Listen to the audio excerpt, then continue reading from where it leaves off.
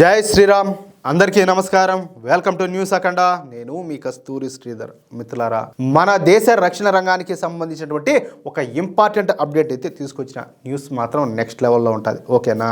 మనకున్నటువంటి రాజకీయ, సామాజిక, నైసర్గిక పరిస్థితులను బట్టి మన దేశానికి ఏ క్షణంలోనైనా సరే ముప్పు అయితే రావచ్చు. మన దేశం ఏ క్షణంలోనైనా సరే యుద్ధ రంగంలోకి దిగేటటువంటి అవకాశం అయితే ఉండాలి. ఏం డౌట్ ఏం లే. పైగా మన చుట్టూరా కూడా శత్రు దేశాలే ఉన్నాయి. పాకిస్తాను, ఈ చైనాతో పాటుగా ఇప్పుడు అంతకు మించినటువంటి ఈ బంగ్లాదేశ్ కూడా తయారైపోయింది. ఇలా బతుకులకు సిగ్గులే కొంత అన్నా కూడా. ఎందుకంటే మనం భిక్షేస్తే వాళ్ళకి స్వాతంత్రం వచ్చింది, మనం దగ్గర తీస్తే వాళ్ళు బతుతారు. వీళ్ళు కదేదని అన్నట్టు పాలు పోసే కాటేసినట్టు వీళ్ళు మళ్ళీ మన మీదనే దాడులు చేయాలా, మన మీద యుద్ధాలు చేయాలని చెప్పేసి భారతదేశం నాశనం అవ్వాలని చెప్పి కోరుకుంటున్నారు. ఇది ఈ నీతి జాతి లేని సంకర జాతి ముండా కొడుకులు. అంతేకాకుండా ఇప్పుడు ఈ మూడు దేశాలు కలిసికట్టుగా పనిచేస్తున్నాయి. అంటే 3 ఇడియట్స్ అనమాట. 3 ఇడియట్స్ అని చెప్పుకోవచ్చు, లోఫర్స్ అని చెప్పొచ్చు, జాఫర్స్, లోఫర్స్ ఏమైనా చెప్పొచ్చు. ఇలా ఏం తిట్టినా కూడా తక్కువే. ఇక యుద్ధాల విషయానికి వద్దాం.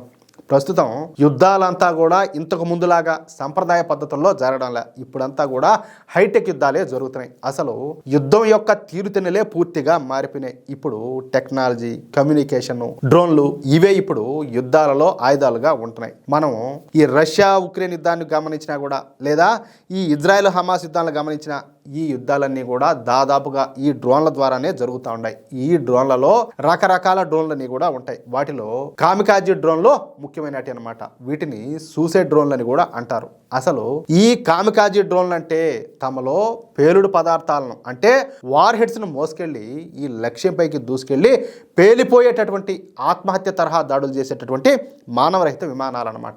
ఇవి లక్ష్యాన్ని గుర్తించే వరకు గాల్లోనే తిరుగుతూ ఉంటాయి. ఈ డ్రోన్లు శత్రువుల యొక్క ట్యాంకులు, సైనికులు లేదా దాగి ఉన్నటువంటి లక్ష్యాలను నాశనం చేయడానికి ఉపయోగిస్తారనమాట. ఇవి ఒకేసారి డ్రోన్ అలాగే క్షిపణి యొక్క లక్షణాలను కలిగి ఉంటాయన్నమాట. ఇకపోతే ఈ కామికాజీ డ్రోన్లలో ఆన్బోర్డ్ కెమెరాలు, GPS సెన్సార్లు ఉంటాయి. లక్ష్యాన్ని చాలా దగ్గరగా ఛేదించగలుగుతాయి. ఇలాంటి కామికాజీ డ్రోన్లనే నేషనల్ ఏరోస్పేస్ ల్యాబొరేటరీస్ నాగపూర్కు చెందినటువంటి సోలార్ ఇండస్ట్రీస్ యొక్క అనుబంధ సంస్థ అయినటువంటి ఎకనామిక్ ఎక్స్ప్లోజివ్స్ లిమిటెడ్ భాగస్వామ్యం ద్వారా అభివృద్ధి చేసింది. మన దేశం తయారు చేసినటువంటి ఆ కామికాజీ డ్రోన్ల పేరే నాగాస్త్ర కామికాజీ డ్రోన్లు అనమాట. పేరు చూడండి, నాగాస్త్ర. అర్థం అవుతుందా? మల్లలే. ఈ నాగాస్త్ర కామికాజీ డ్రోన్లు శత్రు స్థావరాలపైన భీకరంగా దాడులు చేయడమే కాకుండా గూఢచర్యం కూడా నిర్వహిస్తాయి. ఈ డ్రోన్లలో GPS ఆధారితంగా ఖచ్చితత్వంతో కూడుకున్నటువంటి దాడి, రాత్రిపూట కూడా పనిచేయగలిగినటువంటి సామర్థ్యం, ఒకవేళ లక్ష్యం దొరకనప్పుడు వెనక్కు తీసుకునేటటువంటి వెసులుబాటు వంటి ప్రత్యేకతలు ఉన్నాయన్నమాట. అర్థమవుతుందా? ఇది లక్ష్యాన్ని వెతుక్కుంటా గాలిలోనే వెయిట్ చేస్తూ ఉండి ఆ టార్గెట్ దొరకగానే స్వయంగా దాన్ని ఢీకొని పేలిపోతుంది అనమాట. అంటే సూసైడ్ చేసుకుంటుంది. ఇది GPS సాయంతో దాదాపు 2 మీటర్ల ఖచ్చితత్వంతో లక్ష్యాలను అయితే ఛేదించగలుగుతుంది. ఇవి సుమారుగా 9 కేజీల బరువుతో తేలిగ్గా ఉంటాయన్నమాట. అంటే 9 కేజీలు అంటే ఇప్పుడు డ్రోన్ల పెద్ద ఎక్కువేం కాదు, అంటే లైట్ వెయిట్ అనమాట. 4500 మీటర్ల కంటే ఎక్కువ ఎత్తు ఎగరగలిగినటువంటి సత్తా వీటి సొంతం అనమాట. ఇవి పగలు అలాగే రాత్రి కూడా పనిచేసేటటువంటి కెమెరాలతో కూడుకుని ఉంటాయి. వీటిని శత్రు శిబిరాలు, లాంచ్ ప్యాడ్లు, ట్యాంకులు, ఈ కవచ వాహనాలను ధ్వంసం చేయడానికి ఉపయోగిస్తారనమాట. యుద్ధ సమయాల్లో సైనికులకు రిస్క్ తగ్గించి సమర్థవంతమైనటువంటి దాడులు చేయడానికి సహాయపడతాయి. భారతదేశంలో పూర్తిగా స్వదేశీ పరిజ్ఞానంతో తయారైనటువంటి మొట్టమొదటి ఈ లూయిటరింగ్ సిస్టమ్ ఇదనమాట. ఇక ఆపరేషన్ సింధూర్ నుంచి నేర్చుకున్నటువంటి పాఠాలను ఆధారంగా చేసుకుని మన భారతీయ సైన్యం 850 ఆత్మాహుతి డ్రోన్లను కొనుగోలు చేయడానికి సన్నాహాలు అయితే చేస్తుంది.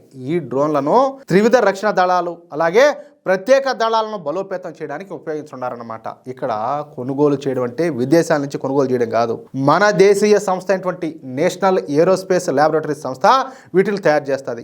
ఆ సంస్థ నుంచే మన భారతీయ ఆర్మీ ఈ డ్రోన్లను అయితే కొనుగోలు చేస్తుంది అనమాట. ఇక ఈ ప్రతిపాదన కింద దేశీయంగా అభివృద్ధి చేయనటువంటి లాంచర్లతో కూడినటువంటి సుమారుగా 850 లోటరింగ్ అటాక్ డ్రోన్లను సైన్యానికి అయితే అందించున్నారు. మన భారత సైన్యం ఇప్పటికే వివిధ వనరుల నుంచి సేకరించి సేకరించేటువంటి ఇటువంటి డ్రోన్లను పెద్ద సంఖ్యలో ఉపయోగిస్తుంది. ఇప్పుడు భవిష్యత్తులో మన భారతీయ ఆర్మీ అన్ని పోరాట విభాగాలను సన్నద్ధం చేయడానికి సుమారుగా 30,000 డ్రోన్లను ప్రవేశపెట్టాలని చెప్పి చూస్తుంది. ఎన్ని 30,000 డ్రోన్లు అంట. తట్టుకుంటాయా ఈ బంగ్లాదేశ్, ఇలా పాకిస్తాన్ ఇవన్నీ కూడా ఏలా బూడిదే అంతే. అర్థమవుతుందా?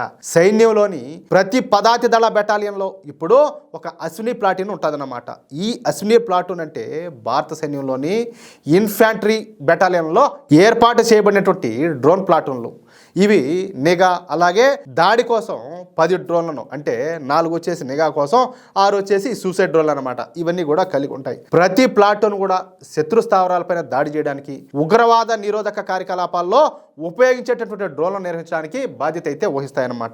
ఈ అశ్విని ప్లాటూన్లు పూర్తిగా ఈ కామికాజీ డ్రోన్లు కలిగి ఉంటాయి. ఇక ఈ అశ్విని ప్లాటూన్ చేసేటటువంటి పనుల్లో శత్రు స్థావరాల మీదకు ఈ సూసైడ్ డ్రోన్లను పంపించి వాటిని నాశనం చేయడమే ఈ అశ్విని ప్లాటూన్ల ప్రధాన బాధ్యత. అర్థమవుతుందా? ఇక కేంద్ర ప్రభుత్వం మొత్తంగా 30,000 కామికాజీ డ్రోన్లను మన భారతదేశ సైన్యానికి అప్పగించాలని చెప్పేసి భావిస్తుంది. ఈ క్రమంలోనే మొదటగా 2,000 కోట్ల రూపాయలతో 850 కామికాజీ డ్రోన్లను నేషనల్ ఏరోస్పేస్ ల్యాబొరేటరీ సంస్థ నుంచి కొనుగోలు చేస్తున్నారన్నమాట. మొత్తం మీద అయితే మన దేశాన్ని శత్రు దుర్భేద్యంగా తయారు చేస్తా ఉండడం విశేషం. చాలా మంది ఫకీర్ విధవులంతా కూడా నరేంద్ర మోడీ ఏం చేస్తున్నాడని మాట్లాడితే ఏం చేయాలి, ఇంకా నీకేం బొచ్చు తెలుసా? నీక కనీసం తెలుసుకునే ప్రయత్నం చేయొచ్చు కదా. ఆయన ఏం చేసేది తెలిసేదా? ఎంతసేపటికి నరేంద్ర మోడీ గారు ఏం చేస్తున్నారని చెప్పేసి కారు కూతురని కూడా కూర్చో ఉంటారు. అంటే ఎంతసేపటికి మీకు దొబ్బెట్టాలనా దేశం సొమ్మంతా కూడా ఉచిత పథకాల రూపంలో అప్పుడు మీకు చేసినట్టు. అయినా కూడా కాదు, నీళ్ళు వెత్తు బంగారు తాపడం చేయించినా కూడా కొంతమంది గలీజుముడా కొడుకులు నరేంద్ర మోడీ దేశానికి మంచి చేస్తాడని చెప్పి మాట్లాడేవాళ్ళు లేరు. ఎందుకంటే ప్రపంచంలో దేశద్రోహులు ఎంతమంది ఉన్నారో అంతమంది మన భారతదేశంలోనే ఉంటారు. చెప్పాలంటే అంతకంటే ఎక్కువ కూడా ఉంటారు. అలాంటి దేశంలో అలాంటి సన్నాసుల మధ్య పెరుగుతున్నాం మనం. ఇంకేం చేయాలి ఇంకా? మిత్రులారా, ఖచ్చితంగా మన నరేంద్ర మోడీకి కావచ్చు, లేదా మన ప్రభుత్వానికి కావచ్చు, లేకపోతే మన దేశానికి కావచ్చు, మనమే సపోర్ట్ చేయాలి. లేదంటే ఈ దేశం అంతా కూడా అస్తవ్యస్తంగా మారిపోతుంది. అది మాత్రం వాస్తవం. ఈ విషయాన్ని ప్రతి ఒక్కరూ గుర్తుంచుకోండి. ఈ న్యూస్ కనుక మీకు నచ్చినట్లయితే ఖచ్చితంగా ఈ న్యూస్ నలుగురికి షేర్ చేయండి. అలాగే ప్రతి ఒక్కరు కూడా మీ యొక్క అమూల్యమైనటువంటి అభిప్రాయాలను తప్పనిసరిగా కామెంట్ రూపంలో తెలియజేయండి. ఇంకో విషయం ఏంటంటే, ఇంతవరకు మీరు కనుక మన ఛానల్ను సబ్స్క్రైబ్ చేసుకున్నట్లయితే ప్రతి ఒక్కరు కూడా మన ఛానల్ను సబ్స్క్రైబ్ చేసుకోండి, సపోర్ట్ చేయండి ప్లీజ్. జై శ్రీరామ్, జై హింద్.